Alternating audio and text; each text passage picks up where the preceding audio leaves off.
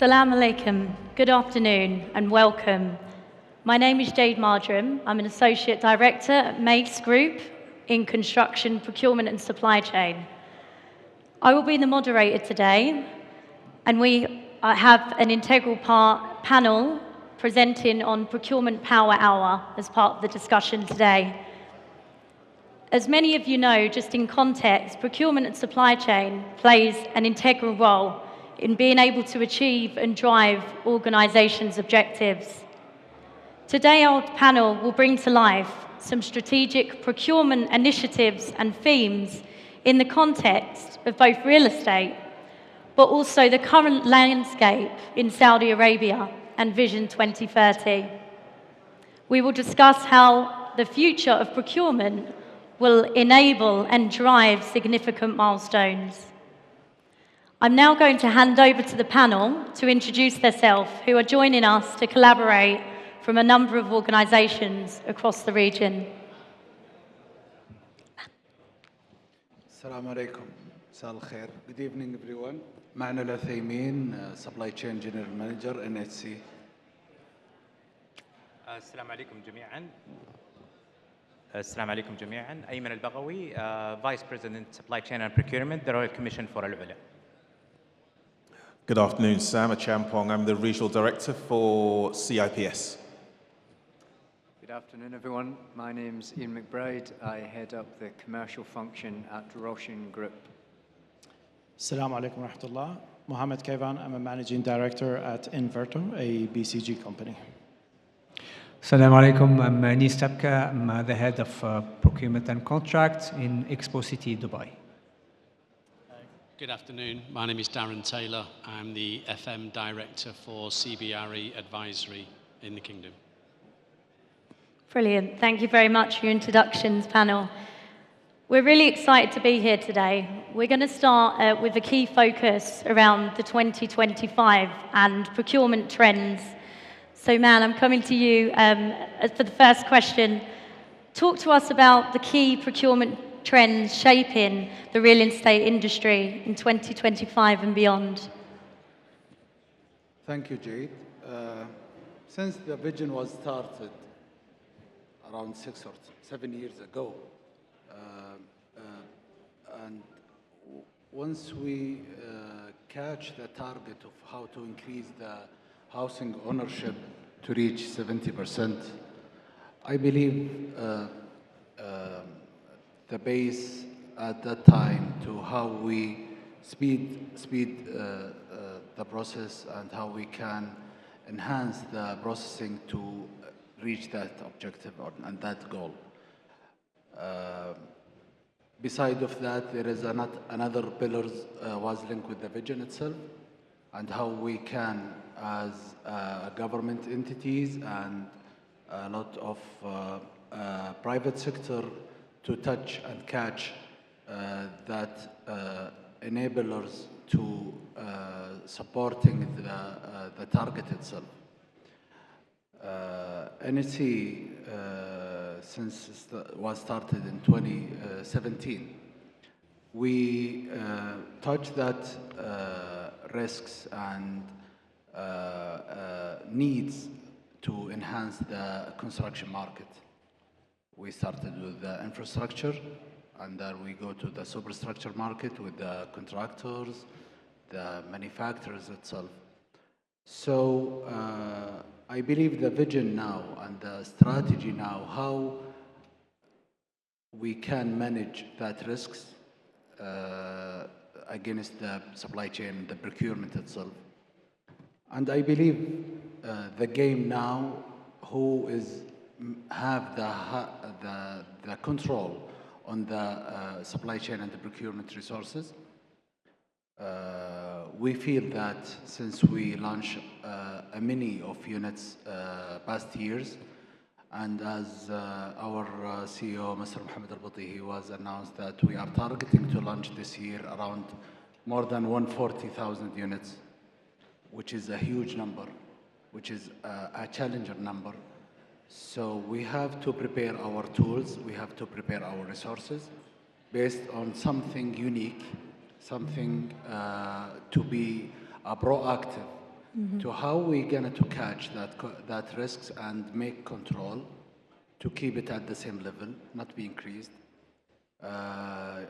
We announced our NSC supply chain strategy, and that strategy is focusing on how do we control the risks itself, how we can enabling the localization itself, how we can reduce the cost itself, because as we know, after COVID and the Ukraine war, Ukraine-Russian war, everything was changed in the cost, in the labors, and the capability of the factories themselves.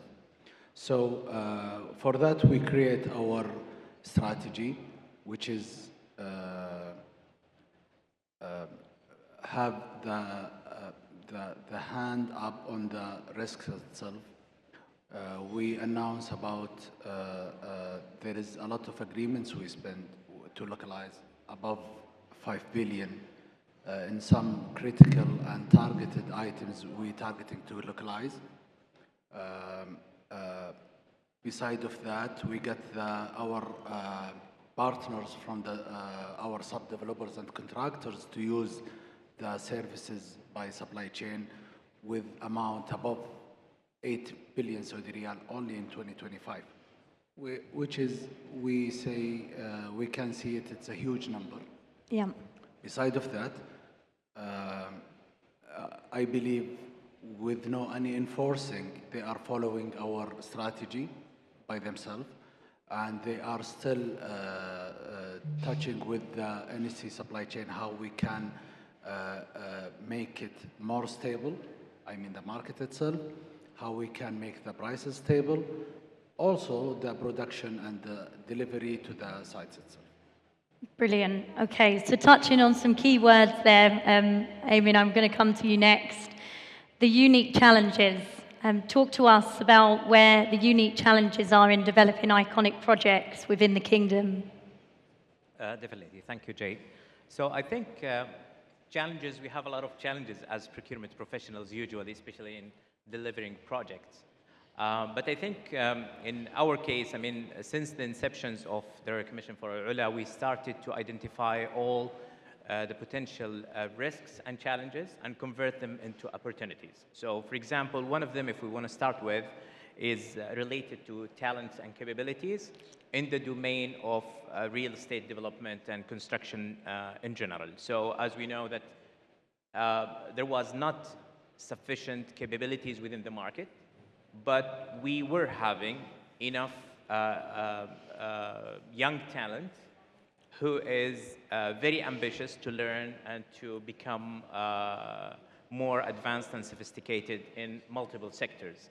And definitely real estate and construction, development and construction was one of them. So accordingly, since the inception of RCU, one of our first projects, we launched scholarship programs to elevate and uplift the local capabilities. And also in procurement, we started to develop the capability of individuals and to uplift them to understand the nature of these specific unique projects, because majority of these projects has been built for the first time in the kingdom and sometimes globally as well.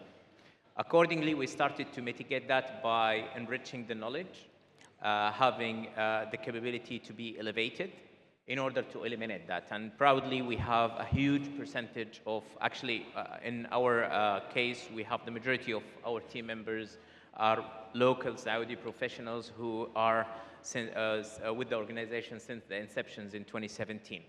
And they are delivering a huge number of projects with very huge number of values. So I think this is one of the challenges which we converted into opportunities. Other than that, of course, planning capabilities, which is a major component when we talk about real estate and development. So I think the planning capabilities was also identified as one of the opportunities to consider it as part of the procurement life cycles and ecosystem. So since the inceptions, we were having planning exercises to have annual plans to be reviewed and to be cascaded into packages and to detail that in order to enable us to understand as well the supply chain risks.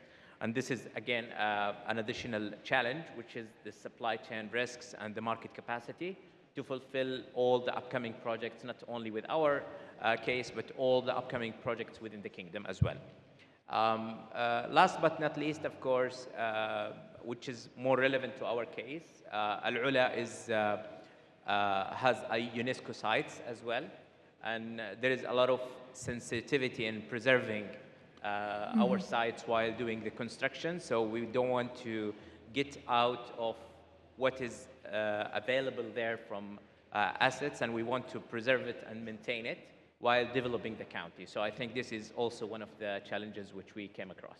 Thank you. Really important around the function and actually the skills and development on a local level, but also as a professional in terms of procurement.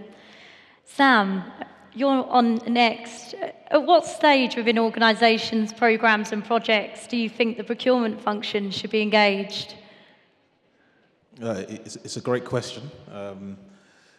Actually a simple answer, but let's just get on the same page, because everyone here, a lot of people here are involved in developing projects, building buildings, building stuff, but nobody has a bottomless pit, nobody has endless money, everyone has a budget. And also these projects have to be developed to a certain specification, to a certain standard. So what we're talking about here is the lowest total cost of ownership, the quality, the cost, and the efficient way to develop these projects. So procurement can add significant value in achieving these aims, in ensuring you are able to engage with the right suppliers, to make sure it can be done efficiently, to make sure it can be done to budget and to time.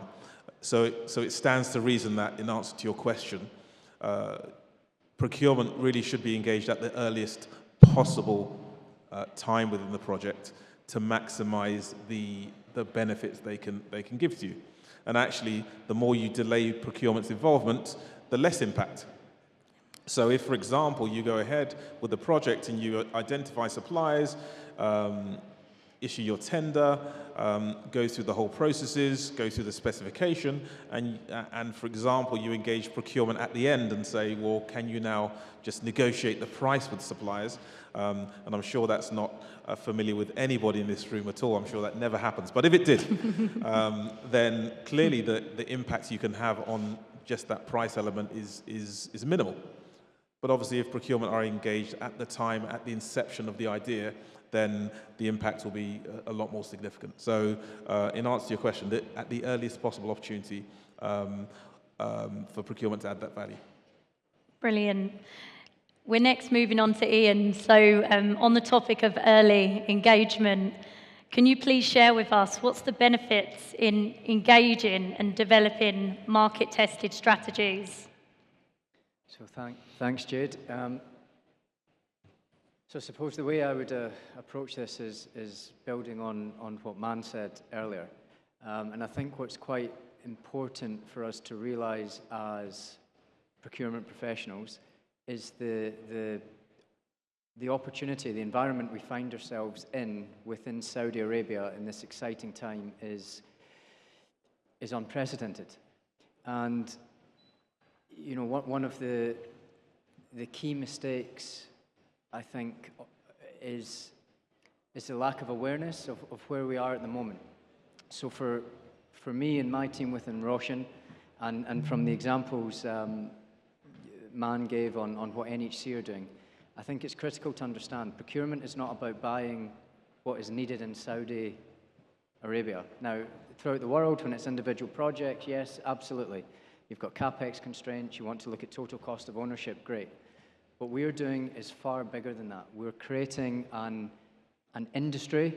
We are supporting localization. We're making sure that all of this investment that's going into the Vision 2030 is not a flash and then stop when a World Cup finishes. We need to make sure that we're leveraging this opportunity to make sure there's a lasting and sustainable improvement to the country and to the residents beyond 2030. So I suppose that's a long way of coming back to early contractor and supplier engagement, which is rather than looking project by project. So I'm not talking about engaging early in the project. I'm talking about engaging early in the overall program and vision. So as an example, you know, aggregating all of your demand data and then going out and working very, very early with the supply chain before you have a design, before you have a project, just knowing what's in the market, knowing what the market is capable of producing now, knowing what they're not capable of producing now, and starting very, very early to develop products, standardized approaches, substituting in products that you can't get locally, starting to work with international experts, international manufacturers, rather than sending money out of the kingdom for them to manufacture on your behalf and then ship in, and you've got all your carbon footprint of these sorts of approaches. Work out how to start localizing these foreign manufacturers using your demand. It's a great deal for the supply chain. It's a great deal for foreign companies. You know, we have to realize that our demand is not a problem. It's what we are selling to the supply chain as much as the products that they're selling to us. So I think as early as possible, building your resilient supply chain, getting their key feedback on what products they have available, how they can deliver more cost effectively, how they can bring innovative ideas that are throughout the world, how they can localize them, transfer their knowledge and experience into the local supply chain is an opportunity that we all have. It's an opportunity we need to grab hold of and make sure that in 2030 we'll be here before we know it, 2034, beyond that with the World Cup and the Expos and all of these great initiatives. We need to make sure that we're not sitting here in a decade's time thinking we missed an opportunity. So early contractor involvement, early supply chain involvement for me is absolutely critical. The earlier you can do it, the more you can influence the design, the more you can influence your master plans, the more you can influence your marketing strategies, the more you can take feedback from your customers and your investors. And as you start bringing that all up front of an actual design, the rewards for that will be phenomenal, not just on your project, but on the economy and the economic diversification as a whole. And the better economy that we build over the next decade, the more work there will be in the next century. Great summary there, Ian. Mohammed, we're moving on to the theme running through the panel today seems to be around proactive and looking for options. So my question for you is, where do you see the current opportunities and drawing on alternative supply chain solutions? Yeah. Thanks for this. Well, exactly. I'll try to avoid repeating what my fellow panelists were rightly highlighting, because I think we are agreeing on these parts in terms of the challenges, right?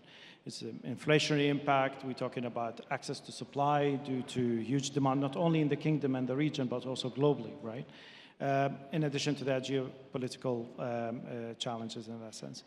What the opportunity is for procurement is to become the value driver, and through the changes in the ways of working. So the gentlemen here, they all describe the different solutions and different aspects of that. And I think, we can echo some of those, solutions that Ayman as well as Man have presented in their respective organizations, as well as Ian here. So the way procurement can implement the changes is quite important. So, and that specifically in changing the ways of working, as I said earlier, and how to do that. Because historically, we have been pretty much reliant on turnkey, lump sum EPC contracts in that sense.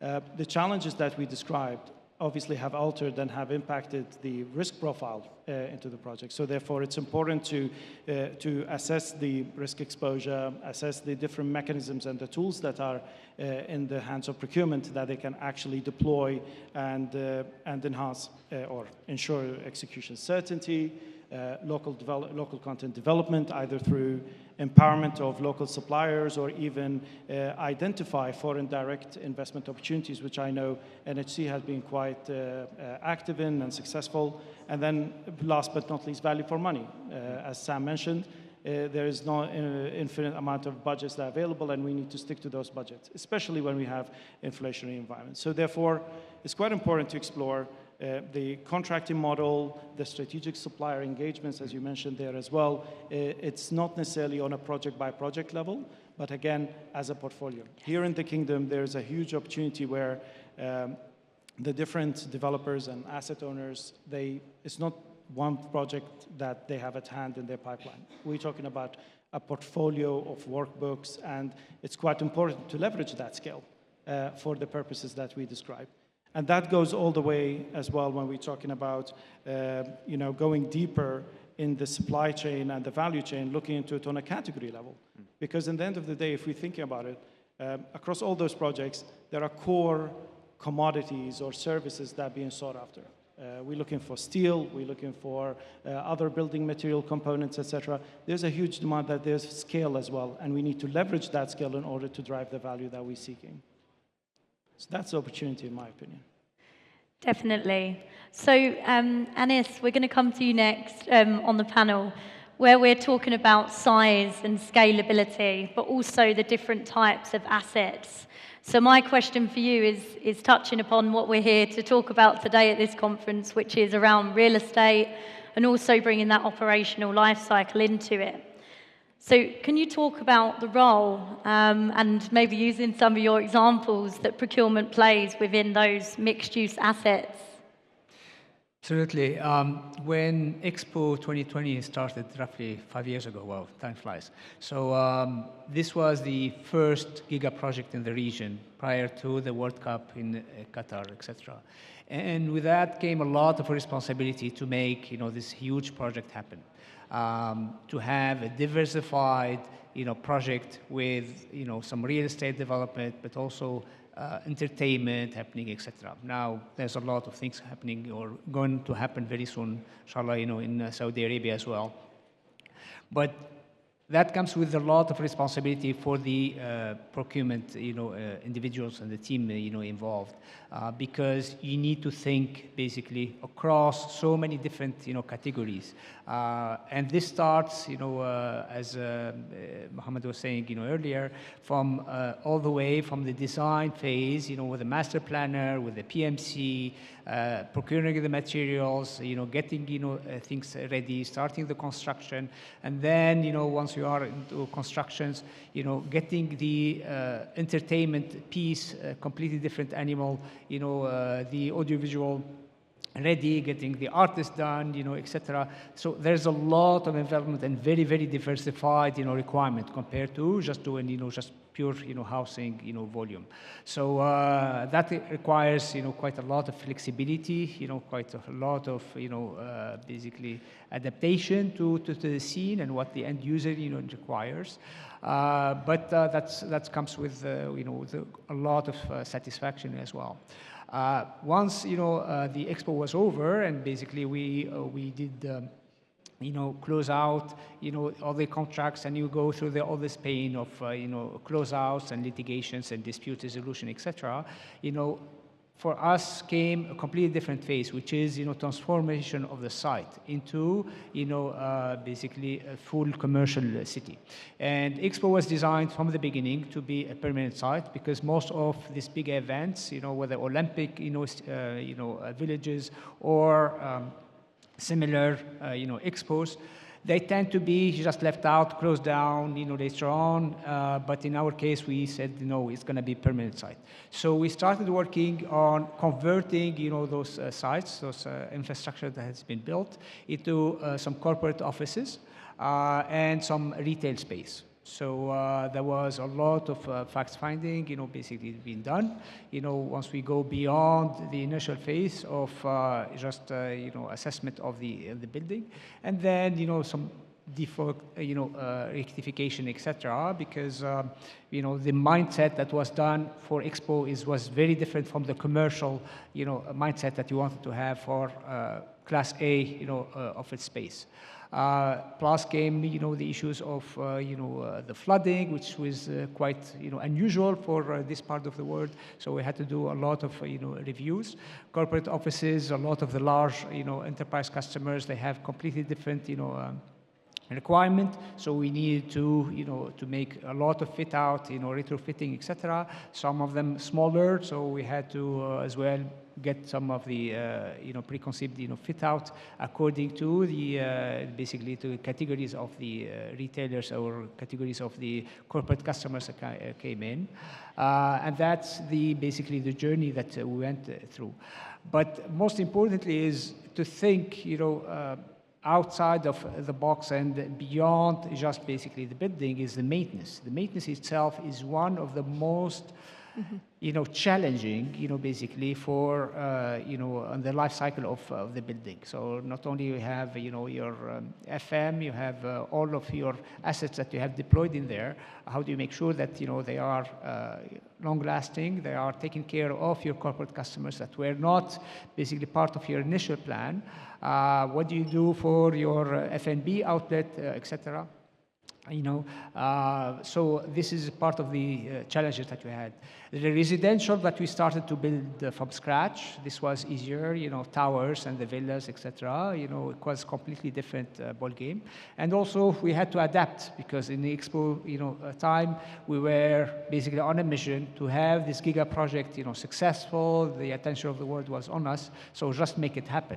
Now we are in a P&L completely different, environment, so we need to start thinking about, money, your margins, etc. So the ball game is very different. You're becoming community management. You have to set up your property management. So the mindset shifts quite a bit.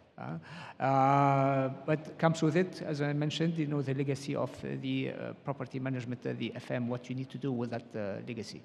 So it's a quite interesting journey that we went through. Brilliant. And Darren, from the whole life cycle piece, can you share your thoughts with us around the operational phase and facilities management?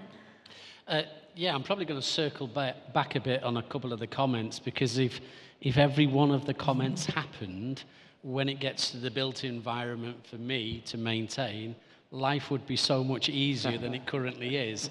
However, we don't appear to be in that place. For me, I massively agree with what Sam and Ian said. The early engagement has a massive impact on life cycle of assets. That the quality of the asset that's procured also has an impact. But also early engagement with designers as to where that asset is going, as to whether it will last its life cycle or not. I had a live example this week where in theory the asset should have lasted 20 years. However, the asset's outside, on top of a plateau, in the wind, full of sand. But yet the program was this asset will last 20 years, so therefore it's not due to be replaced. If there was early engagement then from a procurement perspective, with the designers, with the FM who's doing the maintenance, all of that could have been thrashed out differently, which then would have affected the life cycle model.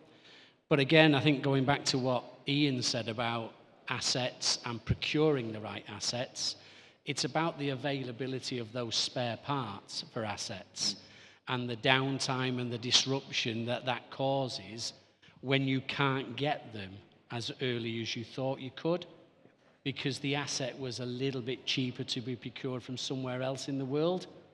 It's about the whole life cycle element from an FM perspective, from the very, very start to the very, very end. And even down to sizing of assets and resilience of assets. Again, I had another one this week. I've had a fantastic week, by the way, where the building was built around the asset, with a view that that asset, because it was fire and life related, wouldn't be used. So therefore, it would never need to be taken out. And nobody then was considered that the asset still needs to be maintained. If it needs to be maintained, therefore it may break. If it breaks, how do you get it out without ripping the building apart? So for me, from Anis's point of view, from a maintenance, Ian and Sam, that early engagement is absolutely crucial in the built environment. And procurement should be seen as a strategic approach, not just a purchasing approach. It is a vital key to make sure at the end of the day we get things right, we can maintain, we can keep the flow of people in the building, we can keep the building as per it was designed and not 2 years down the line, we're struggling to get parts, assets, and everything else. So I welcome everything that was said on the panel. Brilliant. Before we circle back to Man as part of the ESG item and environmental sustainability, is there any thoughts from the panel, any other observations that we'd like to add as part of that discussion? Maybe follow to me, Jade. That's what Yeah. Sam and my colleagues mentioned, that related to the standard and the specs.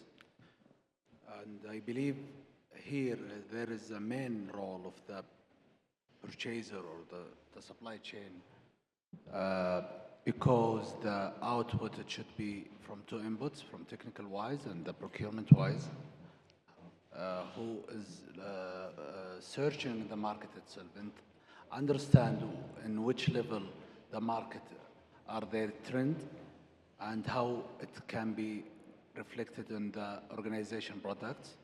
This is first. Secondly, I believe that sustainable, which is what we got to discuss, it is a mandatory right now, and that will be supportive,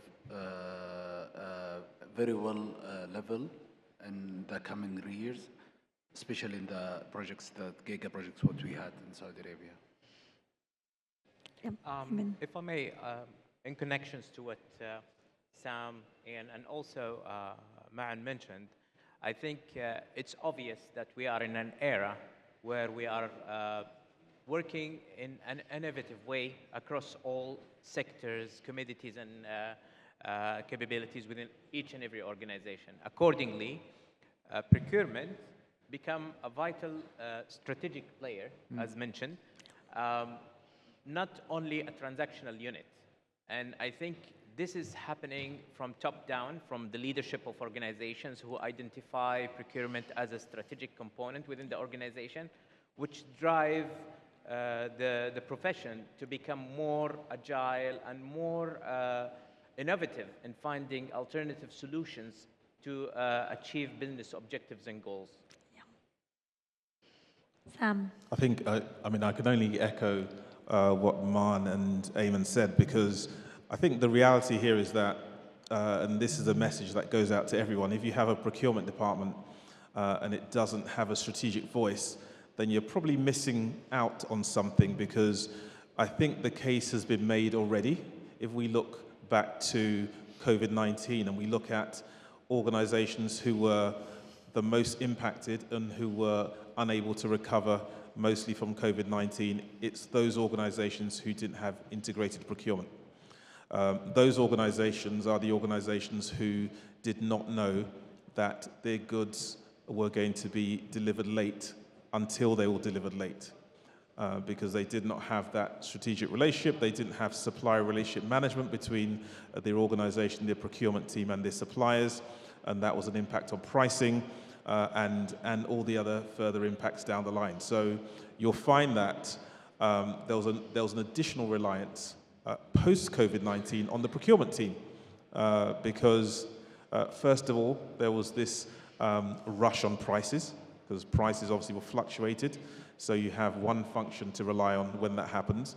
But then the priorities shifted slightly after COVID. They shifted because suddenly no one was bothered about prices anymore. They're more bothered about actually securing those goods, because a lot of these goods were not available. A lot of the suppliers had gone out of business. So suddenly, it didn't matter what the price was. We just wanted to find a supplier somewhere who could provide those goods. And again, that solution came from procurement. Why? Because procurement really, positioned correctly, is that one function that has a helicopter view of everything that goes on within an organization, internally and externally. A helicopter view over your suppliers, your internal requirements, and also your business strategy, not just price and not just costs. So if you have that function, use it, because that's going to be your strategic advantage. And that's certainly what we found over the past few years.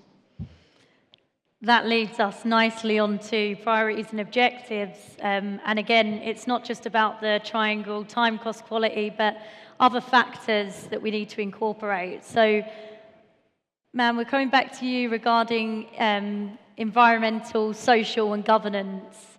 Can you talk to us and share some thoughts around what you're implementing currently in principles and within your current strategies?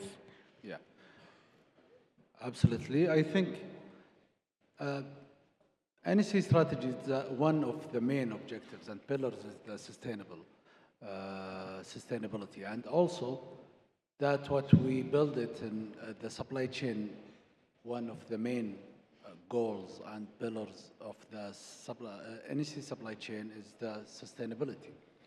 Beside of that, we announced there is a huge impact from the construction works in normal way. So for that reason, we announced in Khuzam we have the biggest park, the second biggest park after King Salman Park, with a huge area. And beside of that, we, I mean the procurement and our colleagues in the real estate developments and the design team, they take care about that the materials was used friendly environmental. We consider that to reduce the carbonization. Beside of that, we started our industrial park and the logistic hubs, which will be located inside in each project. We have in Khuzam suburb a logistic hub with more than 800,000 square meter, and we grouped all of the factories there to keep the traffic and the environment impact in one zone of the Riyadh. So we reduce a huge impact from the trucks inside Riyadh city, from south region to south of Riyadh to up to the north of Riyadh, with many of traffic trucks also daily. So I believe there is one of what we targeting by our coming next move. The second thing in our NEC standardization, we're focusing on the material which is environmentally friendly and supporting the environment, and to apply the green building in NEC products. This is from environment impact. And if we are focusing on the social impact, we started our Supply Pro platform 2 years ago to supporting our developers and contractors.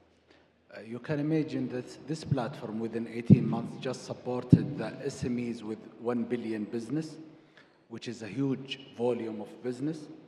That because of NEC was the enabler to support the SMEs with the big organizations, contractors, developers, also suppliers, and the services providers inside NEC projects. Governmental-wise, also, I believe that the new strategy take care about it, beside of how we can to manage our parks, our hubs, our deliveries to the sites itself, and how can, with our colleagues in the design team, to be sure that our products, the final products, should be following the ESG principles, and we can also to activate that certificates that related to sustainability and the environment support. We think by 2026 and 2027, a lot of projects in Saudi Arabia, especially in NEC, will gonna to raise that flag that related to the sustainability in all of these 3 pillars. Brilliant. So a lot of key themes running through the procurement life cycle there.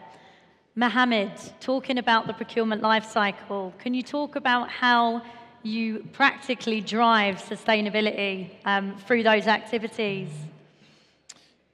Absolutely. So if we think about the procurement lifecycle, it's we can define it or split it into three, whereby we start with, again, the strategy phase, and again the sourcing and the execution after that. When we think about the procurement, the emphasis that we need to put on the strategy is hugely important, and that's what my fellow panelists have been also echoing quite a lot. So therefore, procurement has the opportunity, given that it's the best, it has the opportunity to become the source of truth when we think about, the demand, the targeted potential that they can go after, not only from, again, the financial aspect, but also when we think about ESG as well as localization in that sense. So building on that, procurement could, through the strategic supplier partnerships, work with the suppliers early on, identify innovative solutions, thinking how that impacts potentially the contracting model or the delivery models that they apply. So one example is that I think Sam or one of our other colleagues said that it needs to become more strategic. And this is really important, because if you're thinking about a tactical procurement organization, they would be looking into things in silos, in short term, and piece by piece. While if we think more holistic and on a program view, that can enable actually embedding new innovative ESG solutions. So in some cases, there are technical limitations or untried solutions that come in, require longer time to be tested and verified before you then deploy them at scale. And again, when we become more strategic, we allow that time and would afford, the timeline to test new innovative solution in ESG. And in the very beginning of the procurement strategy, setting up that procurement target, the sustainability element into the overall strategy from the start, and then following that in the sourcing stage where we embed it into a contract. Again, that's where accountability comes in. Later, obviously, make it reality and monitor that actually it comes through when we're talking about the ESG target. So all that actually being facilitated by procurement, and procurement in collaboration with other stakeholders in the organizational ecosystem is making it to reality. So again, it plays a major role because it's the one that can provide the visibility, help quantify the potential targets, and embed them and enforce them into the contractual mechanisms that exist. Great. I think one of the key words there really was setting the targets and making sure those goals translate into documentation, but then also the contract management side. So, Anis, I'll come to you. How do you think procurement contribute in achieving net zero goals in real estate developments? Well, with COP28, that was just a couple of years ago, when the targets on all of the GCC, and not only the world, basically to achieve the targets by 2050. So this has been embedded into our day-to-day life. I was lucky that since we started the design of Expo back then, we always had in mind, sustainable buildings. So we had one of the largest LEED certified, buildings. And we continued the journey throughout when we transformed into a full-fledged, city. So 15-minute walking city with very sustainable, etc.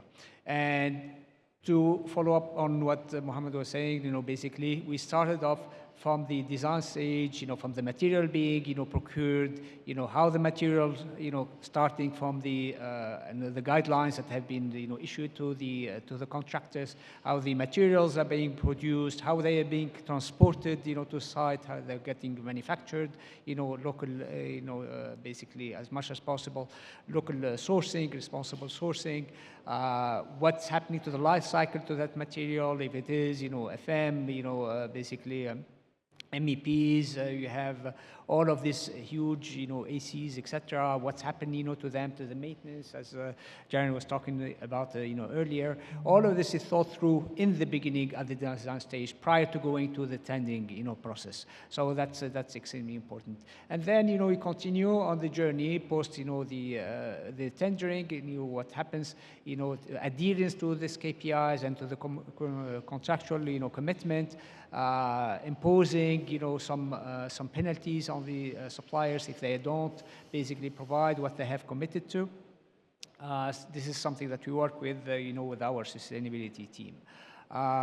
The other side of it, basically is as well the social aspect. So worker welfare, child labor. This is some of the things that we are very, very strong, about. We make sure that we audit, the camps of the laborers. We check that the contractors, they are fully committed, to what they said that they will deliver, and this goes, basically throughout, because it's your reputation at stake. Yes, it does cost you money, to make sure that your supply chain is fully, basically ESG compliant. But if you want to get into that business, if you are serious about it, you need to make sure that it's fully, auditable, all the way until basically post completion of the project, until disposal of the assets. Yeah, so you have a full visibility on what's happening, within those assets. Thank you. So Eamon, I'm coming to you next around social and community aspirations. Can you talk us through some examples of how you've driven those through the procurement lifecycle within your role? Indeed. In reference to the Royal Commission for Al-Ula, as we are responsible to plan and regulate the county itself. So we are lucky that one of our major obligations towards the county is economic and social development. And this includes a lot of components related to the inclusions of, our activations of local contents and embedding that with our procurement activities and practices. And that also contributes to, contributing to creating a lot of SMEs within the county itself to be part of the local content ecosystem, to enable us to engage, elevate, and achieve our objectives through the local capabilities which is built within the county. Definitely as well, the inclusions and engagements of the community is one of the most important elements, as we are responsible of developing a destination, and we are responsible as well to uplift the quality of life. And that's definitely not going to happen without the major assets which we have, which is the people of the county. So the inclusion of our citizens and as well our visitors as they are part of the engagement, it's very important, and that's why we consider that in our procurement processes and all the relevant standards which is incorporated as part of the procurement standards, which ensure protecting and preserving the environment, the heritage, etc., as well making a lot of considerations for our citizens and visitors as well. And that, of course, includes our sustainability standards and other elements associated with it, such as reductions of our carbon emissions to ensure preserving Al-Ula ecosystem as an overall. Does any of the rest of the panel have any thoughts they'd like to share on this? Yeah, so I think from my side, and it's sort of coming back to the point I made earlier, we need to think transformatively. So yeah, we have sustainability standards, we have aspects within the design that we'll design in, and we'll get a scope, and we'll price that scope, and great, good. It's what the rest of the world's doing. We have the opportunity to do something different. So I'll give an example. And our Chief Development Officer that was on before, Osama Kabani, explained this very well. I thought it was a secret, but maybe it's not. So we're working very closely with a Spanish company that produce a component that can be added to all sorts of material that absorbs CO2 out of the atmosphere, as well as other harmful gases. Great. How much extra would we pay if we could make, all of our villas absorb? So one villa coated with this paint will absorb the same CO2 out of the atmosphere per year as 12 trees, which sounds excellent, and it is excellent, and it's a great story. It's going to cost the customer nothing extra because we're able to leverage the scale of our aggregated demand. And again, this is what I came back to before. Our demand is the product. for the supply. They're buying from us by giving us good prices, securing the supply chain, working hard to deliver to us what we need, because we are the customer. It's the opposite way around. We think we're paying for a product. We're not. The scale of Saudi Arabia, we are the prize turkey, if you like. So we were able to work with paint manufacturers, work with the supplier of this material in Europe. They're localizing and going to produce in Saudi Arabia. So this is an innovative technology that's patented and trade secrets and is currently being operated on a small scale in Europe. It's going to come to Saudi as the major manufacturing port for export, for use in the kingdom. We worked with the paint suppliers. We offered the paint suppliers huge offtake agreements, massive deals to secure an ongoing pipeline of work for the next 10 years. Of course, they dropped their price, and we got to the point that it's cost neutral against procuring paint individually, project by project.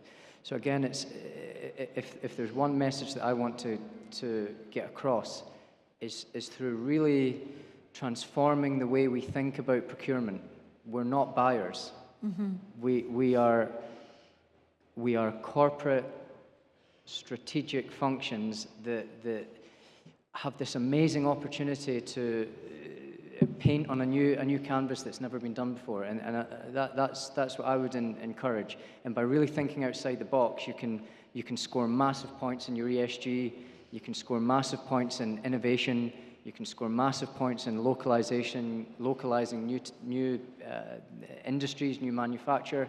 This one product on its own touches innovation, foreign direct investment, all the ESG requirements, bringing in foreign technologies and upskilling the Saudi workforce into something that will ultimately, hopefully, lead to foreign export out of the country. And I think as a team, really, this is the early engagement of procurement. We need to think about how we can bring these good ideas to fruition. Brilliant example. Sam? I think that's a great example, by the way. Well done there, Ian, although you have shared some secrets that you'll have to check whether you're supposed NDAs, to. We'll pass them around. I won't be allowed to speak again. But no, I think that there is a myth, isn't there, that sustainability costs money. And in the short term it may do, but I'm sure with the early engagement of procurement professionals, there are case studies in each kind of occasion that will prove the point that sustainability, or the wider ESG consideration, which extends into local content, does not actually have to cost money. And actually, if you look at the further impacts, the triple bottom line, the cost to the planet, the cost to people, it certainly, let's use the word cheaper here, it certainly has a less cost. And I firmly believe that that going forward, that there's no such thing as sustainable procurement. There is actually just procurement. There shouldn't be a way that you can procure in an unsustainable way in 2025. So the more case studies and the more examples that are proved, such as these, will further cement that concept, I think. So building on the development phase of procurement and transformation, one of the key topics, which is not relevant just to procurement, but also real estate, is digital and automation and getting better, being more efficient and effective, drawing on data. So I'm going to go to you, Anis, at the end to talk us through what supply chain tools, systems, have you used to utilize to better obtain those data-driven decisions within your procurement processes? Absolutely.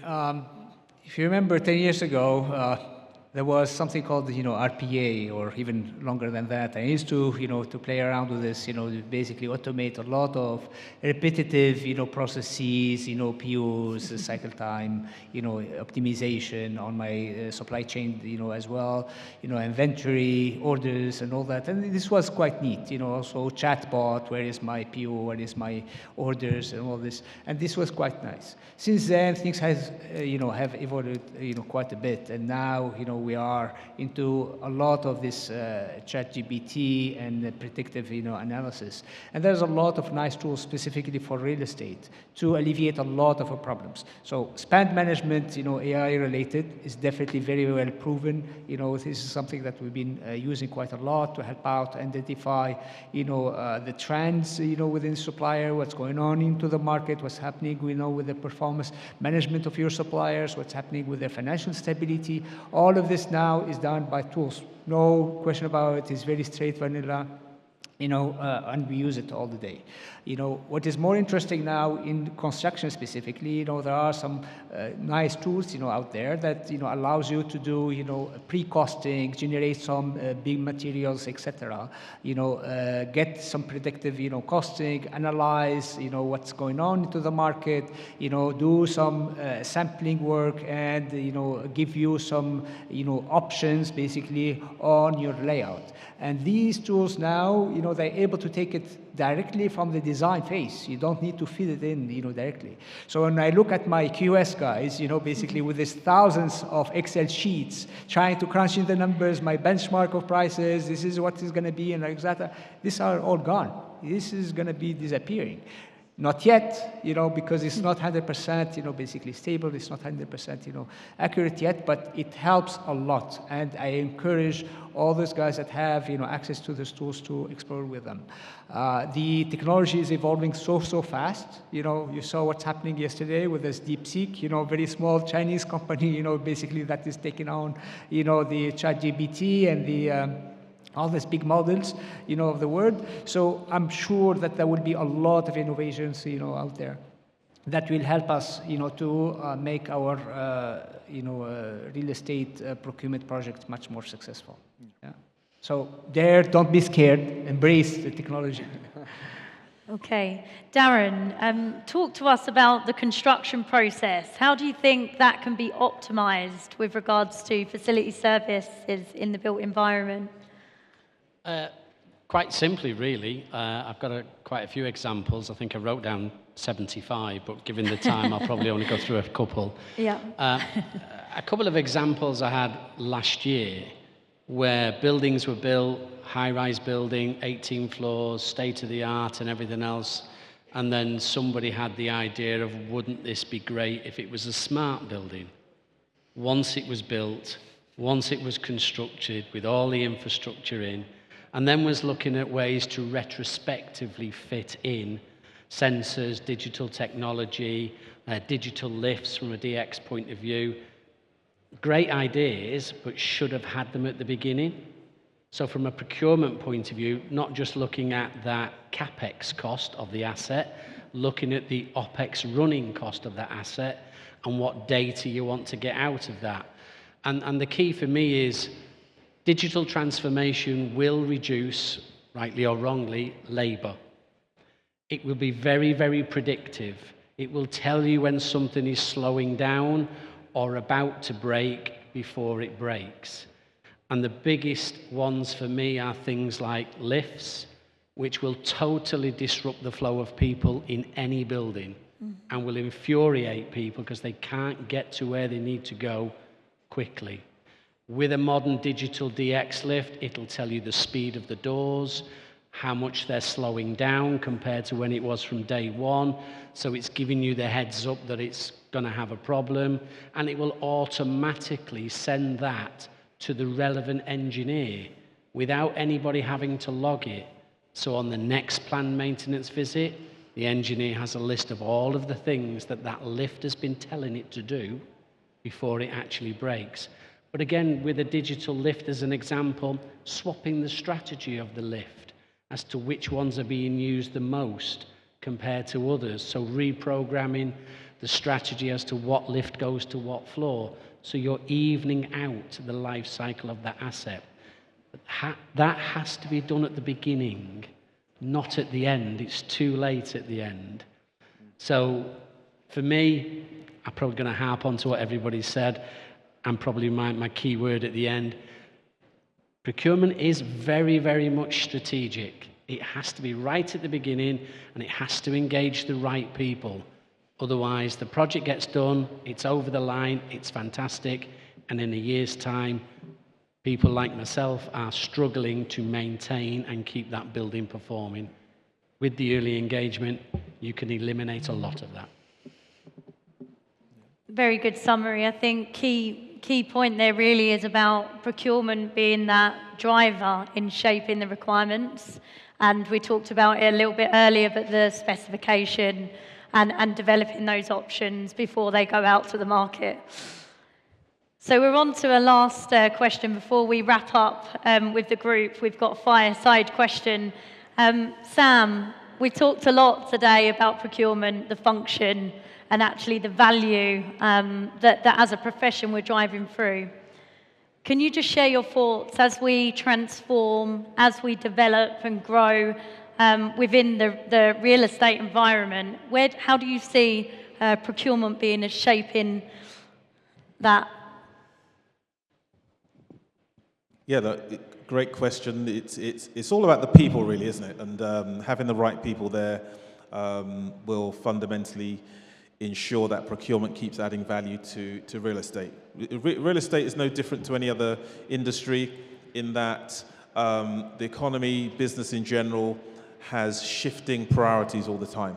So now some of the priorities we hear about are all about ESG sustainability, local content, risk management. That's what's in vogue now. But those priorities shift quite significantly. So you can't have a stagnant strategy, whether it's a procurement strategy or a business strategy. What you actually need is you need capable people who are able to be agile around the conflicting and changing requirements of the business environment in general. And they're able to weight those priorities in a real-time environment. So you need some smart people, smart business people, some smart procurement professionals who are able to continue to re-weight those priorities. And obviously a significant amount of them are on this stage today at the moment. There's a real focus to continue to build capability and capacity across the kingdom as well, because it's the people who will have that difference. So as far as the real estate industry, yes, priorities will change. At the moment, it's all about sustainability because there are commitments towards 2050, but also there are requirements around local content because there are specific requirements towards 2030. So procurement has to interpret those so that when we are buying stuff, in this case real estate and the products and the services related to real estate, they take into account these requirements.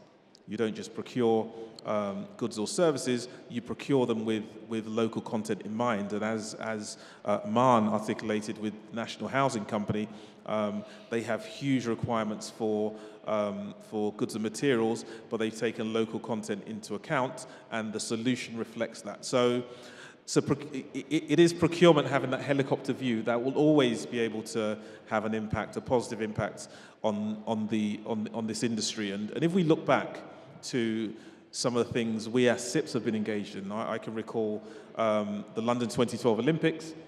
We had very early engagement in advising on that and on that particular Giga project. Let's call it a Giga project rather than the games at this stage.